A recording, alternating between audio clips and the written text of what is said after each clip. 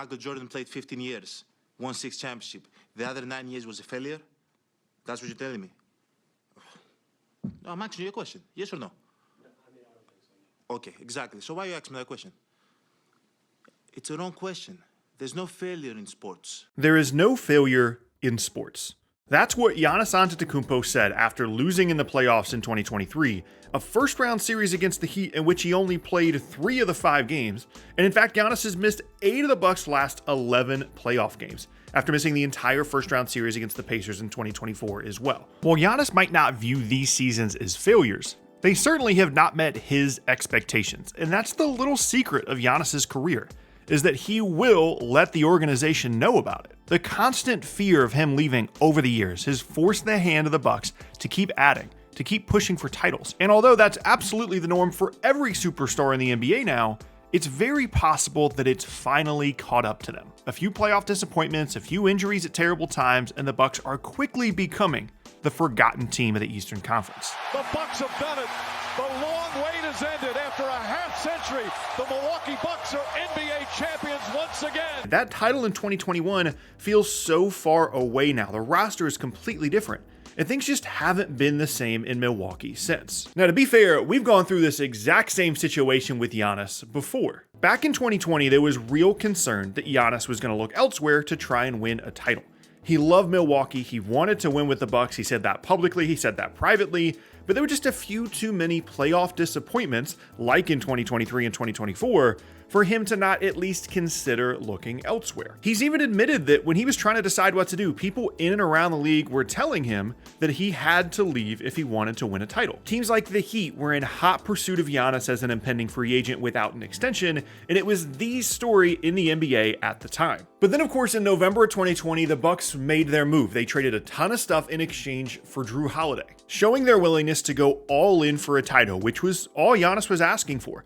Even without a commitment from Giannis, they made that move, and then just a few weeks later, Giannis signed a massive Supermax extension to stay with the Bucks, and a few months after that, he was celebrating a title in Milwaukee. That Jrue Holiday trade is one of the few trades in the history of the league that led directly to a title, and it worked out perfectly right up until it didn't. After a few years of playoff disappointments, some bad postseason shooting by Holiday, and some injuries to Giannis, the Bucks were ready to change again, this time sending Holiday out in exchange for Damian Lillard, the biggest trade of the summer in 2023. And to say that the first season of the Damian Lillard experience in Milwaukee didn't go well would be the understatement of the year. Because not only did the Bucks make roster changes, they also changed coaches, bringing in Adrian Griffin, who didn't even make it halfway through the season. They brought in Doc Rivers, made some more moves, had some more injuries, and didn't even make it out of the first round of the playoffs. And now this is where the Bucks stand. A handful of big-time trades over the last couple of years, a weird coaching situation, a potentially unhappy Giannis, and most concerningly, an aging roster. That to me is the most important part of this, because I'm sure plenty of you watching this video are thinking, why are we even talking about Giannis leaving? It's not gonna happen. We've been through this before. Well, this time is simply different. When they won the title in 2021, they had a clear identity.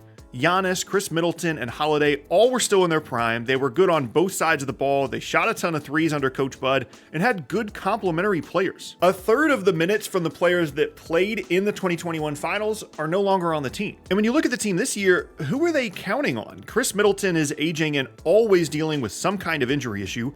Bobby Portis and Brook Lopez are both older now and declining. Their role players aren't that good. And of course, the biggest part of this is Damian Lillard. He just simply wasn't that good last year. He had some injury stuff as well, and in general, just did not deliver on that trade for the Bucks. He's old, doesn't guard, and didn't even want to be with the Bucks in the first place. He spent an entire offseason trying to get to Miami after all. And if you're Giannis and you're looking at this situation realistically, what's the upside here? Every key player on the roster is only going to get worse from here. You don't have a ton of future picks or assets to make another move. You've had 3 different coaches in the last 18 months. This is as bad of a situation as the Bucks have been in around Giannis since they became championship contenders.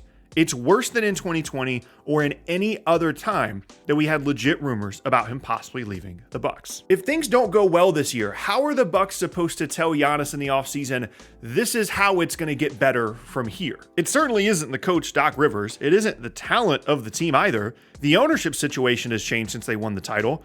This really feels like an all or nothing year for Giannis in Milwaukee. But even with all that said, there are two ways to salvage this.